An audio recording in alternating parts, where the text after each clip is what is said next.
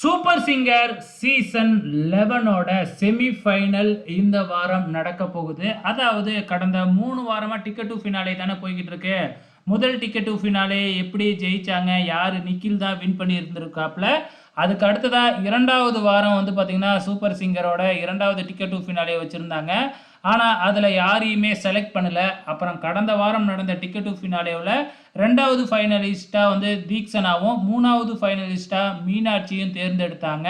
So, இப்ப 10 பேர்ல 3 பேர் ஃபைனலிஸ்ட் ஆயிட்டாங்க. மீதி 7 பேருக்கு இந்த வாரம் செமி ஃபைனல் நடக்குது. செமி ஃபைனல்னு சொல்லலாம். இத டிக்கெட் டூ ஃபினாலேன்னும் சொல்லலாம். அதாவது 4வது ஃபைனலிஸ்ட்டா தேர்ந்தெடுக்க போறாங்க. அந்த 4வது ஃபைனலிஸ்ட் யார் வரப்போறாங்க அப்படின்னு பார்த்தீங்கன்னா, சரண்ராஜ் அவர்கள் தான் 4வது ஃபைனலிஸ்ட்டா செலக்ட் ஆக போறாங்க. இது இன்னும் அஃபீஷியலா அனௌன்ஸ் பண்ணல. ஆனா கன்ஃபார்மா சரண்ராஜ் தான் 4வது ஃபைனலிஸ்ட்டா வரப்போறாங்க. ஸோ ப்ரோமோவ வச்சே நமக்கு நல்லாவே தெரிஞ்சிருச்சு. அது மட்டும் இல்ல, கங்கை அமரனை வேறயா கூட்டிக்கிட்டு வந்திருக்காங்க இல்லையா?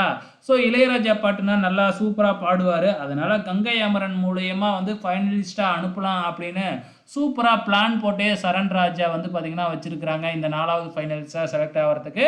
ஓகே ஃபிரெண்ட்ஸ், உங்களோட கமெண்ட்ஸ மறக்காம இந்த வீடியோ கீழ கமெண்ட் பண்ணுங்க.